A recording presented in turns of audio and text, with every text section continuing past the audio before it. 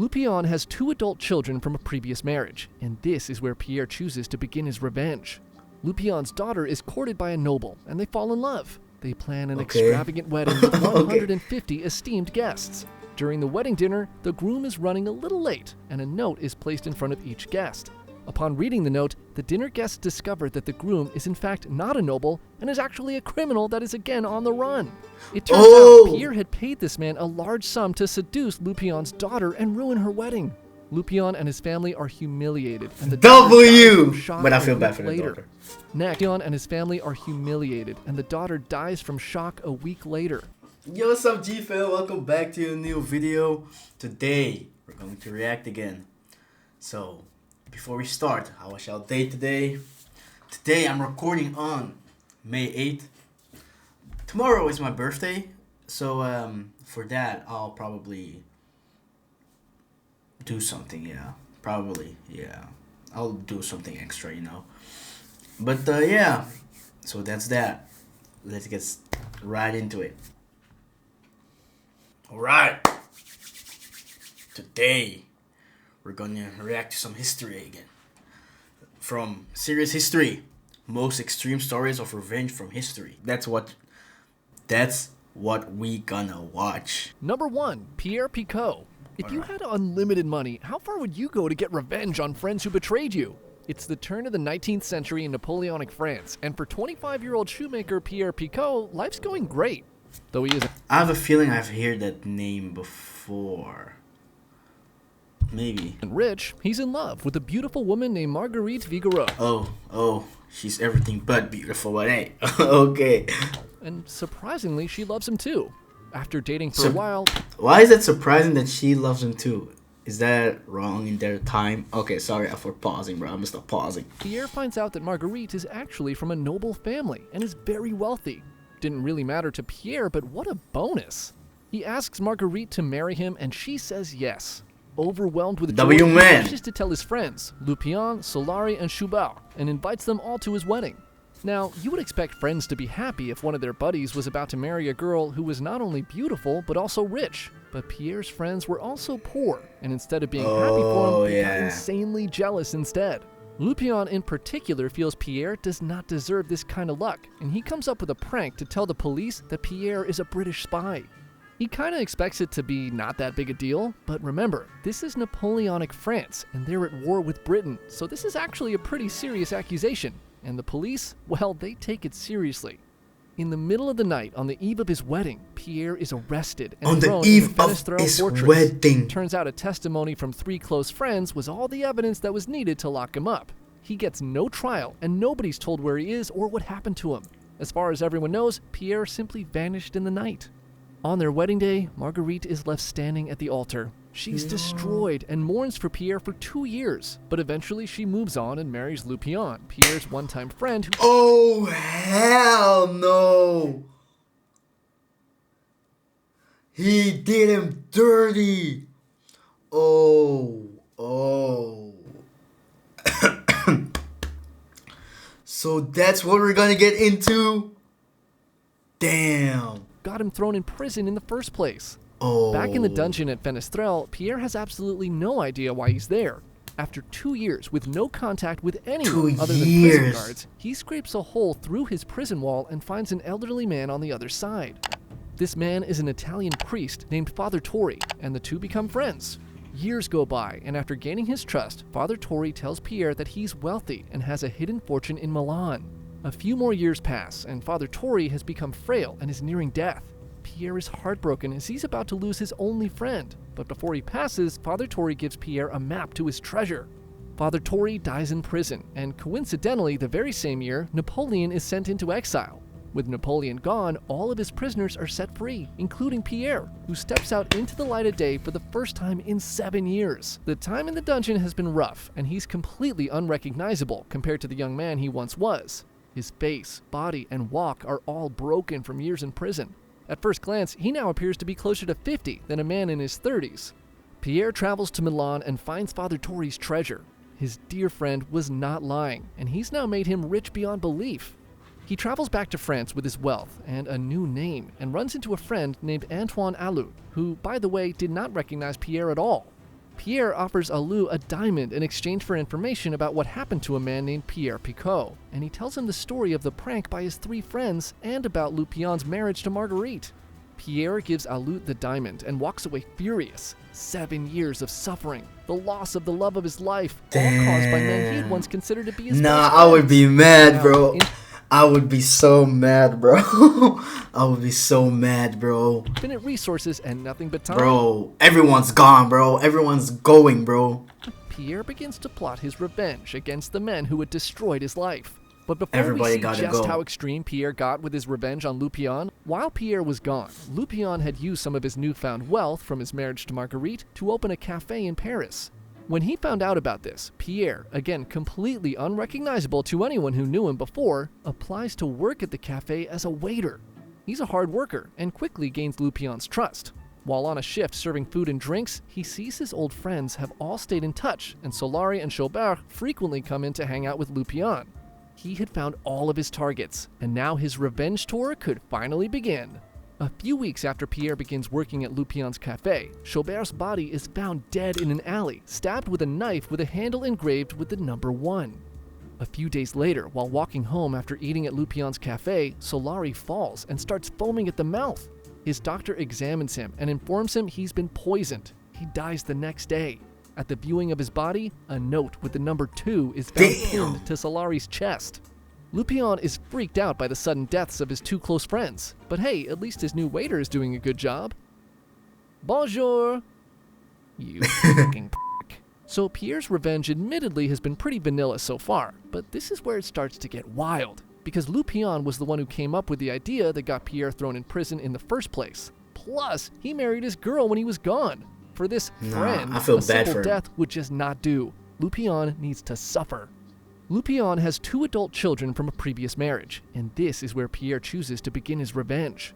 Lupion's daughter is courted by a noble, and they fall in love. They plan an extravagant wedding with 150 esteemed guests. During the wedding dinner, the groom is running a little late, and a note is placed in front of each guest. Upon reading the note, the dinner guests discover that the groom is in fact not a noble and is actually a criminal that is again on the run. It turns out Pierre had paid this man a large sum to seduce Lupion's daughter and ruin her wedding. Lupion and his family are humiliated, and the but I feel bad for the daughter. Next, Lupion and his family are humiliated, and the daughter dies from shock a week later. Next, Lupion's son is arrested for participating in a robbery while drunk and sentenced to 20 years in prison. The son objects, saying he did nothing wrong, but the evidence is there. Evidence that was planted by Pierre. During sentencing, the police report anonymous pushing for the death penalty. On top of all this, while away at the wedding, Lupion's cafe is set on fire and he loses everything. Marguerite dies due to the stress of all the misfortune that seems to be coming their way. Lupion is left homeless, penniless, and all alone. With his friend's entire life now completely destroyed, Pierre finally reveals to Lupion that he was in fact not a 50-year-old waiter, but a once former friend whom he had betrayed. Pierre stabs Lupion in the heart with a knife engraved with the number 3, killing him instantly. Had that been the end of it, we probably would never know about this story, but Alou catches Pierre in the act and holds him hostage. Alou heard Pierre's confession and tries to extort him for his fortune, but with his revenge now complete, Pierre does not care and is content to die. In frustration, Alou beats Pierre and runs away to England, where he tells others of this story on his deathbed years later. Days later, the police find Pierre starving and beaten, and he tells them the same story of his grand revenge before passing away from his injuries. Number 2, Vlad the Impaler. Damn, that was crazy. Like, oh, that was so good. That was so good. Oh, imagine, bro. Bro got revenge, like revenge to the next level. Pooh. And the Boyars. So you may have heard about this guy Vlad Dracula before, who was the inspiration for the more famous vampire of the same name. And you may have also heard of his nickname, Vlad the Impaler. But do you know how he got his nickname? It's pretty brutal, so buckle up. In the 15th century, an area called Wallachia is sandwiched between the Kingdom of Hungary to its north and the Ottoman Empire to its south. Wallachia is ruled by a man named Vlad II, and he's in a tough spot. See, Hungary and the Ottoman Empire hated each other, and they both wanted to control Wallachia. So Vlad II is caught in the middle, and he knows that if he shows too much loyalty to one side, the other will get pissed and try to invade his territory. He sends two of his so he had to be neutral. sons to the Ottoman Empire as hostages, as a way to show them that he won't side with the Hungarians. This might have all worked, but a group of nobles called the Boyars are tired of Vlad II. They've gained a lot of wealth and power through the instability of Wallachia, and this stability is hurting their bottom line. So in 1447, they decide to work with the new ruler of Hungary, a man named John Hunyadi, to overthrow Vlad II. The Boyars kill Vlad II and capture his oldest son Mircea. They blind Mircea with red-hot iron stakes and then bury him alive. John Hunyadi and the Boyars instill a new ruler over Wallachia, a guy named Vladislav II, and word gets back to Vlad II's sons in the Ottoman Empire. One of Vlad's sons, named Vlad III? Did they not have any other names back then? Let's just call him Vlad Dracula to keep things less confusing. Anyways, Dracula gets word of this and is enraged. He heads back to Wallachia to avenge his father and regain his throne.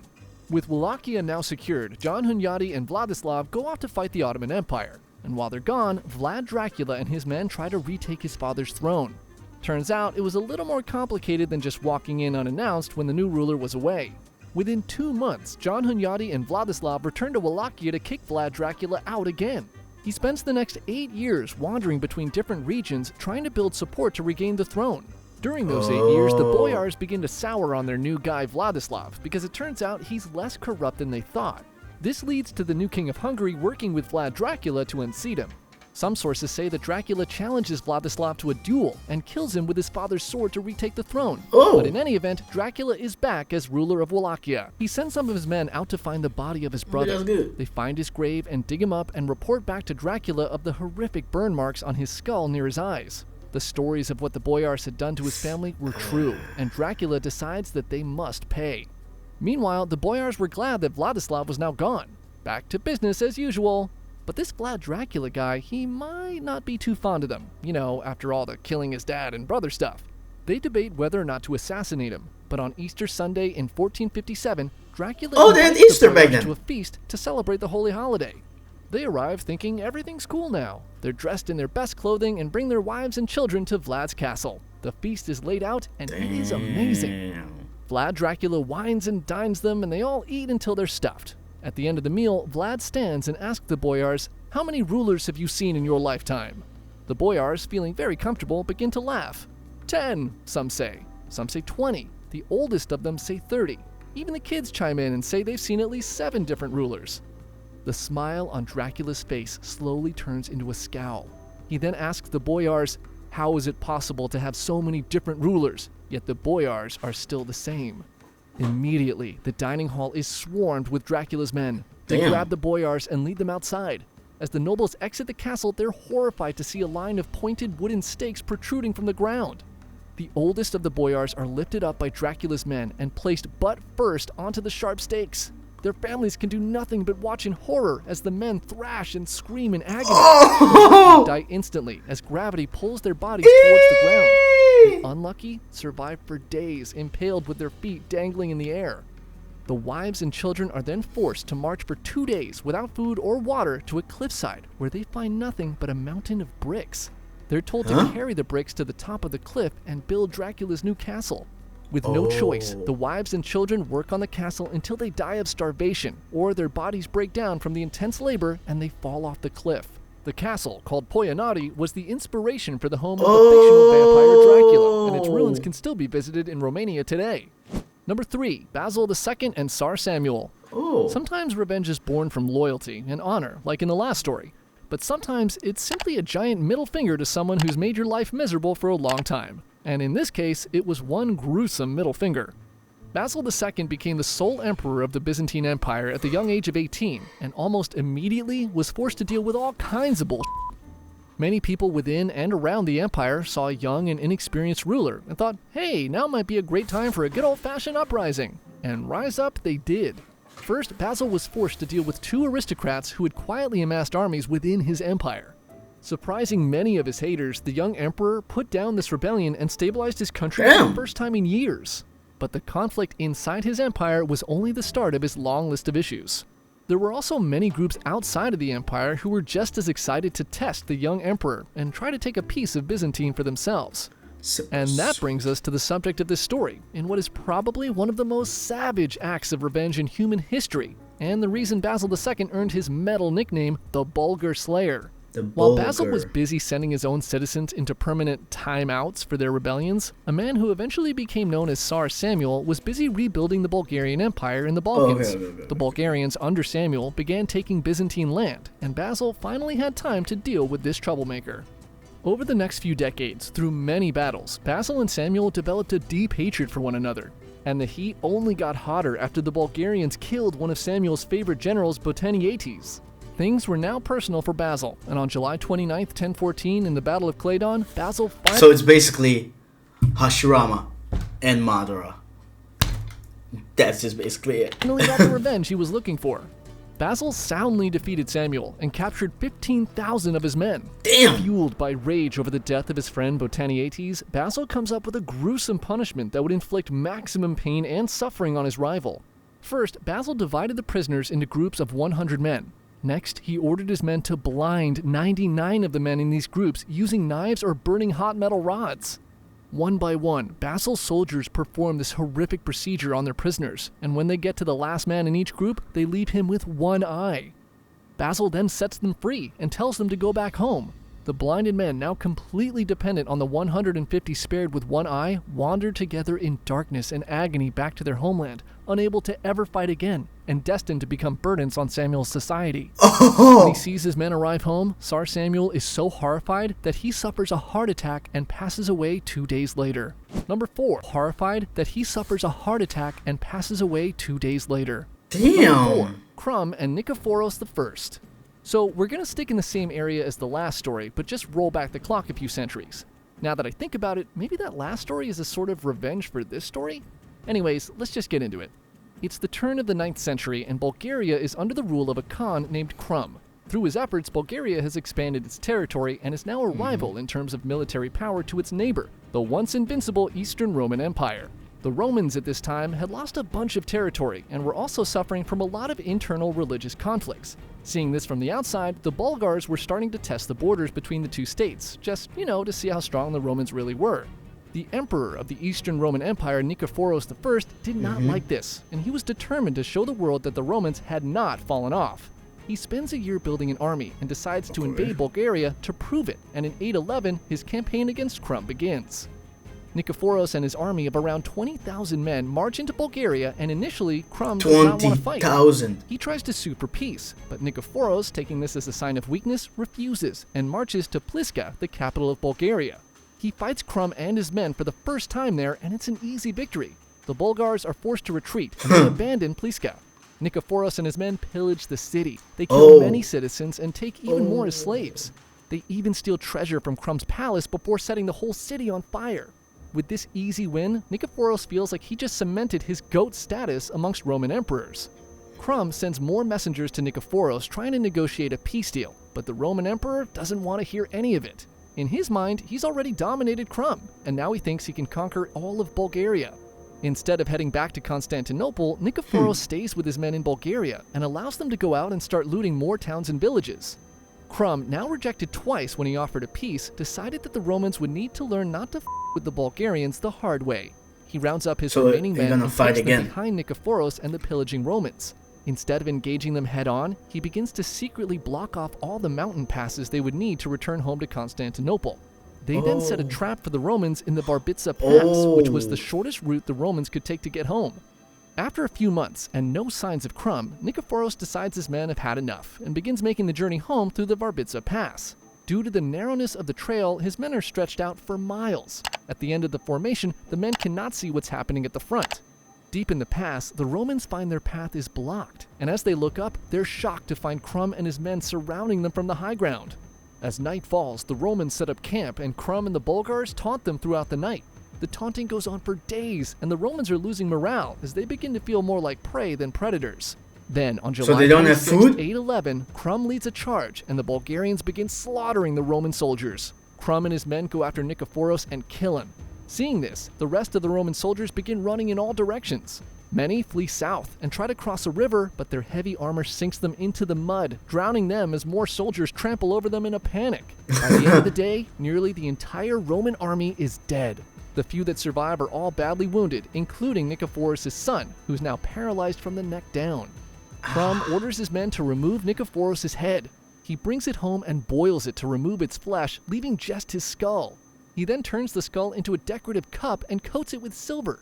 He then uses this skull to toast his men for their victory over the mighty Eastern Roman Empire, and in future meetings with Roman diplomats, he would force them to drink from this skull cup when they arrived. Metal. Thanks again to War Thunder for sponsoring. Bro, that's crazy. Ugh. That's gruesome. Ugh. Why would you drink from a skull, bro? Ugh. Anyways, these were some crazy revenge stories, bro. But my favorite is the first one. Definitely the best one, bro. He got his get back. I do feel bad for the wife, though. She was a victim in all of that. But hey, what can you do about it, right? So yeah, if you made it to the end, thank you. And may God bless you. And I'll see y'all to the next video.